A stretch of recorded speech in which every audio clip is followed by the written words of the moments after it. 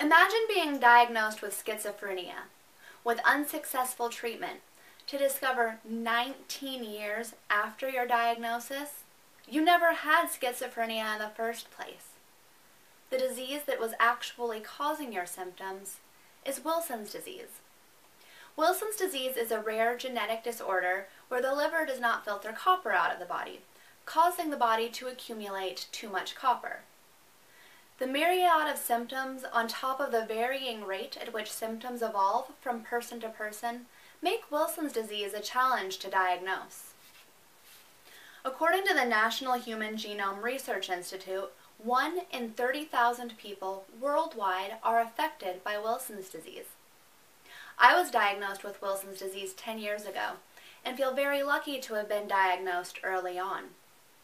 The Wilson Disease Association says that when Wilson's disease is diagnosed early, it's highly treatable. However, if it is left untreated, it will ultimately be fatal. Today I would like to share with you some of the symptoms of Wilson's disease, as well as how it is diagnosed and how it is treated. Symptoms of Wilson's disease vary depending on what part of the body is most affected by the excess copper.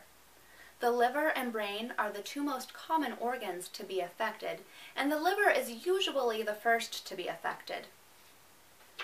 According to Mayo Clinic, and from my personal experience living with the disease, signs and symptoms are commonly mistaken for other diseases or conditions, and sometimes they're dismissed altogether.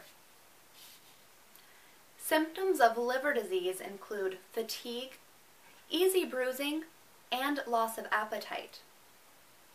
If Wilson's disease is left untreated, it will ultimately lead to acute liver failure.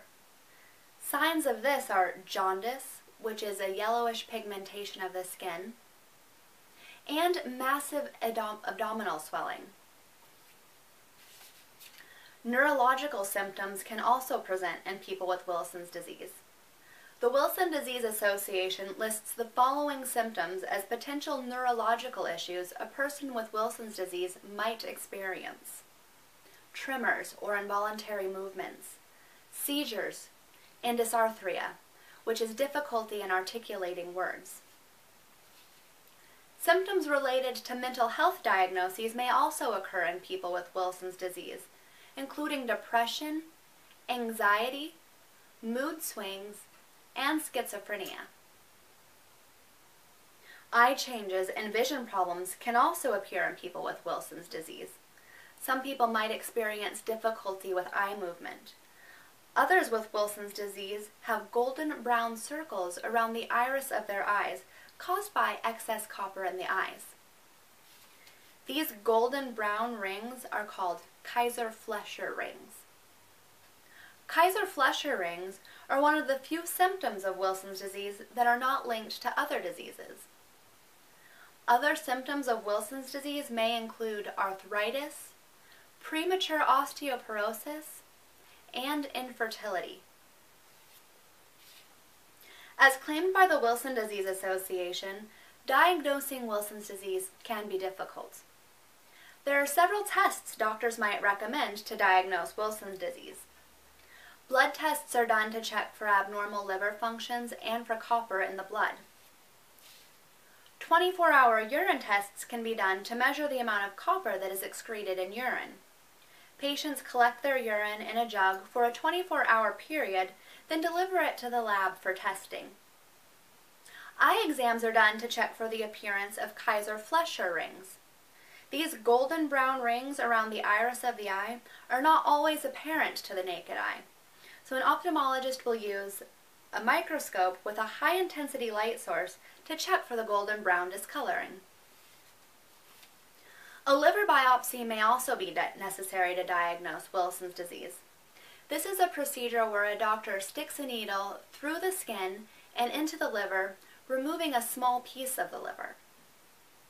The liver sample is tested for excess copper and for signs of liver damage. When Wilson's disease is diagnosed before it has caused much damage, treatment is not that life-altering. However, if it is caught too late, treatment must be invasive. Treatment depends on the amount of copper that is in the body when diagnosed and the effect that it has had on the body. If Wilson's disease is diagnosed after a person is experiencing acute liver failure, the only treatment is a liver transplant. A liver transplant is also the only known cure for a person with Wilson's disease. However, this intensive procedure is only done when a patient shows signs of acute liver failure. Penicillamine is used to treat someone that has an alarming amount of copper buildup in their body.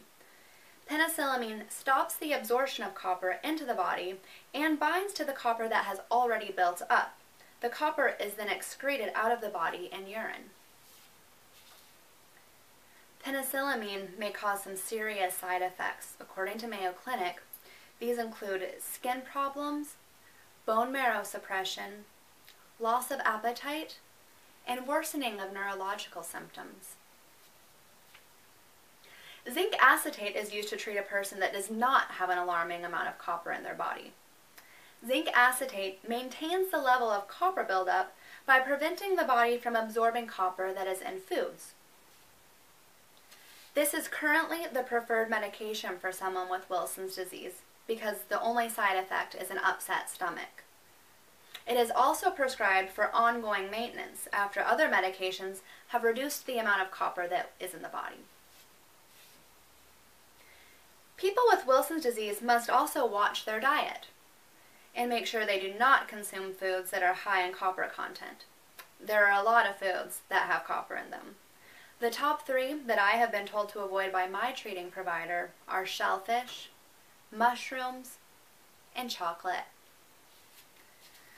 Other foods that are high in copper content and should be avoided by persons with Wilson's disease are nuts, dried beans, soy-based products, and whole grains.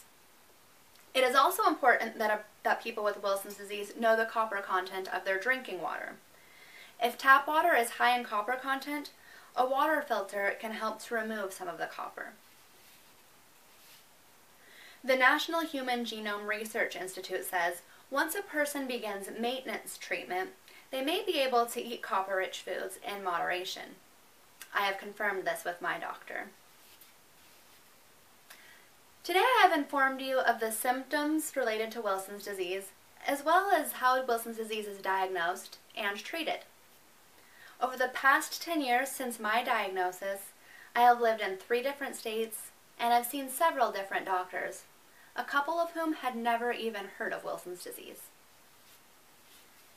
People with Wilson's disease experience different symptoms, and they're brought on at different rates and are frequently related to other disorders. It's no wonder Wilson's disease is difficult to diagnose early on. Thank you for listening to my speech, and I hope the information that I have provided for you will help somebody that you know from potentially being misdiagnosed or diagnosed after it's too late.